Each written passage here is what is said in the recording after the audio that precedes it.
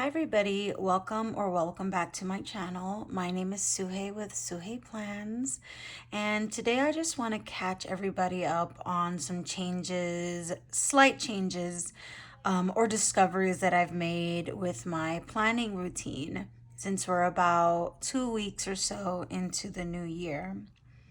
For those of you who are new here, I like to share planning systems, goal setting, organization, productivity, and for sure with an analog kind of forward focus. So I haven't made any super big changes, no 360s to my planning, which I'm very happy about.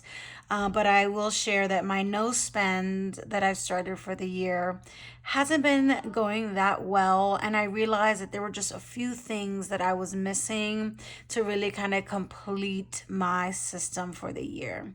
So I'm hoping that by mid-January, I can really lock in on my no spend, my planning no spend. Because really um, that is an area of my spending that I really want to bring down or like trim in the new year, in the year we're in. So let's go through what I've got here to explain some of the changes. I've got a cup of coffee here, so I may take a swig now and again. Let's start with what's on top. So I, my planners are a decent size, and I found myself missing or needing something that I could just easily take with me, grab and go, something I could literally have in my pocket, up maybe like a pocket of a sweatpant, right? This is a little thick for a woman's skinny jean pocket, but something that is easy kind of to carry and that's accessible, small, portable, because pardon, I found myself forgetting details from the day, coming to my journal at night and blanking out on my day. I'm planning to use this, and I've already jumped in on just jotting down the small details throughout the day that help put the day in perspective, so that when I sit down to journal, I can kind of recall and remember a lot of those details, because really the details are what make up a day, and I think it'll really help me in my journaling. So I've decorated the outside cover. This was from my local bookshop.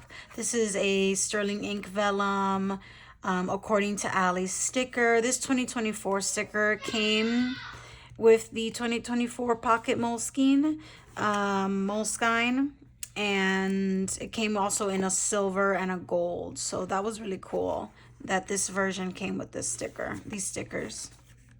Kind of just glued all these papers together, did some I don't know, I was just feeling creative, so I just did some creative pages here. So I was a little bored, and not bored, but I just wanted to do something creative. I like how they came out. But certainly it's not my intention to make these pages super creative. These are just blank pages because I jumped in a little late.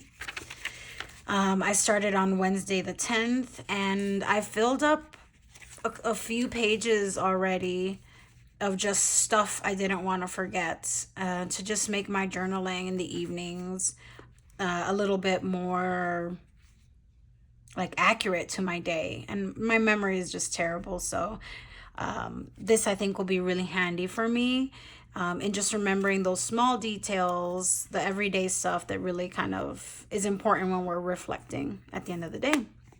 So that's the pocket. Super cute. It's so cute. And the paper, Moleskine paper is really great.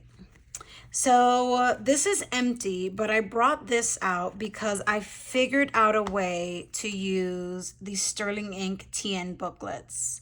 I initially purchased these swearing on my life that this was going to be my everyday carry, but the actual common planner with the gilded edges just absolutely stole me away. So instead of these going to waste, what I've decided to do is I and I don't have it with me. I left it at work, but I'm going to use these inserts as an on-the-go planner for work. So I have a half letter disc bound system, nice big beautiful leather cover, but the thing weighs a ton, and I only work remotely one afternoon and one full day, and it's even burdensome just to take it back and forth with me for the couple of times a week that I'm remote.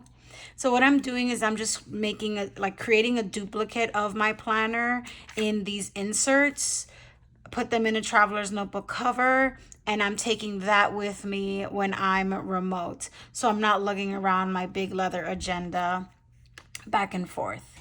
Hoping to share that once I get into it in a couple of weeks, but really all it is just a duplication of my half letter discs for on the go. And that this planner doesn't have all of my meeting sections, so it is slightly limited in that way. All right, so next up, and let me see if I can grab 1 second because I need some content. All right, so as you know, my everyday carry is the TN, and this is a product cover from Traveler's Notebook, and I use the Sterling Ink Common Planner, and I got the compact because it fits better in this cover. And I'm using the back, like the empty blank pages at the back of the Sterling Ink Common Planner to do my daily spreads. There are certainly not enough daily pages in here to make up a full year's worth of dailies. So I do have some inserts, but I'd like to stay in this book as long as possible. So a thought that I had, and that I've committed to actually, is I'm going to start using the Wonderland 222 B6 notebook as daily pages for weekends, holidays, and days off. I'm hoping that that'll kind of help me reserve some of the daily pages in here.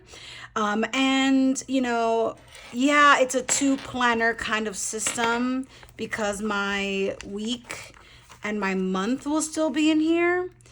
But I'm mostly home other than errands and, you know, the occasional trip, but I'm mostly home on the weekends. So I thought it would be fine to have this to refer to the week or to the monthly view, but then to use the Wonderland 222 notebook for those dailies on the weekends and days off. Let me go to a blank spread that's kind of easy to read.